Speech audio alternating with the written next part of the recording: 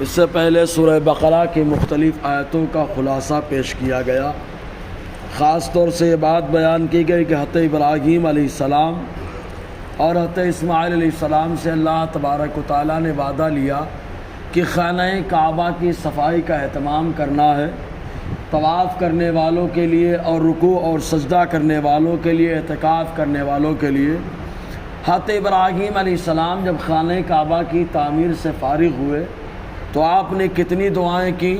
ان دعاؤں میں سے ایک دعا اگلی آج کی آیت کریمہ میں ہے کہ آپ نے بہت ساری دعائیں کی، کیونکہ خانہ کعبہ کی تعمیر یہ اللہ تبارک و تعالیٰ کو پسند، اور جو کام اللہ تبارک و تعالیٰ کو پسند ہو وہ کام کرنے کے بعد دعا کرنی چاہیے۔ یہی وجہ ہے کہ نماز اللہ تبارک و تعالیٰ کو پسند ہے تو بندہ نماز پڑھ کے دعا مانگتا ہے۔ ایسے ہی روزہ اللہ تعالیٰ کو پسند ہے، بندہ روزہ رکھ کر کے اللہ تبارک و تعالیٰ کی بارگاہ میں دعا مانگتا ہے۔ درود کا اہتمام کرنا یہ اللہ تعالیٰ کو پسند ہے، درود پڑھنے کے بعد اللہ تعالیٰ کی بارگاہ میں دعا مانگتا ہے۔ ایسے ہی حج کرنے کے بعد جب بندہ آتا جاتا ہے تو بھی جو ہے دعائیں مانگتا ہے۔ تو نیک کام کرنے کے بعد اللہ تبارک و تعالیٰ کی بارگاہ میں دعا کرنی چاہیے۔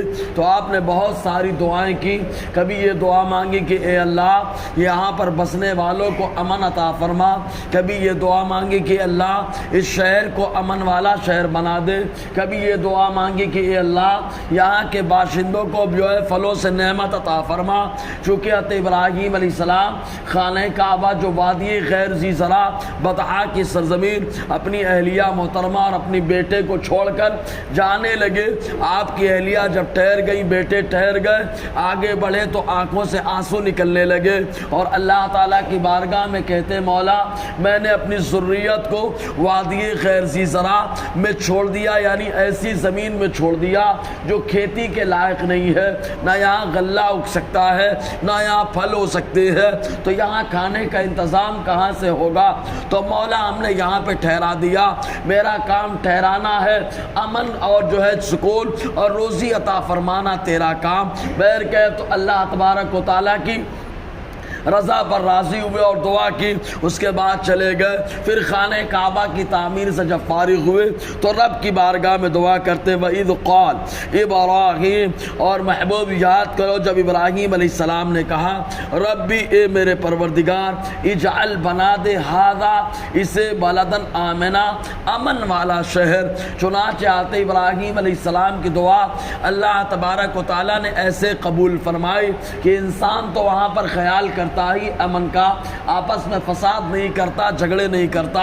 خود حضرت عمر رضی اللہ تعالیٰ عنہ ارشاد فرماتے اگر کوئی شخص میرے والد کو قتل کر کے خانہ کعبہ میں چلا جائے، اس امن والے شہر میں آ جائے، حدود حرم میں آ جائے، تو عمر اس کو قتل نہ کرے گا، حتیٰ کہ وہاں پر جانور بھی اس کا خیال کرتے ہیں کہ یہ امن والا شہر ہے۔ اور اس کی امن کا ذکر کرتے ہوئے ایک حدیث پاک میں حضور صلی اللہ علیہ وسلم نے اس انداز میں ارشاد فرمایا کہ اے اللہ تو نے اپنے خلیل کی دعا کی برکت سے خانہ کعبہ کو امن والا بنا دیا، حرم بنا دیا۔ تیرا محبوب دعا کرتا ہے مولا یہ مدینے کو بھی حرم والا بنا دے۔ تو اللہ تبارک و تعالیٰ نے مکہ کو حرمت بھی عطا فرمائی، امن والا شہر بنا دیا۔ لیکن شہر میں خالی امن ہونا ہی یہ جو ہے آدمی کی زندگی گزارنے اور جو ہے زندگی بسر کرنے کے لیے ضروری نہیں ہے، معاش کی بھی ضرورت پڑتی ہے، خورد و نوش کا انتظام بھی کرنا پڑتا ہے۔ امن والا شہر بن گیا، کھانے پینے کا انتظام نہیں ہے تو آدمی وہاں کیسے زندگی گزارے گا؟ تو اللہ تعالیٰ کی بارگاہ میں دعا کرتے مولا وارزق اہلہ من الثمرات، اور مکہ کے باشندوں کو پھلوں سے روزی عطا فرما۔ وہ پھل جو زمین سے اگے، اگرچہ قابل زراعت زمین نہیں ہے، سنگلاخ وادی ہے، پتھریلی وادی ہے، لیکن اے پروردگار تو قادر مطلق ہے، میں تجھ سے دعا کرتا ہوں مولا یہاں کے باشندوں کو پھل عطا فرما۔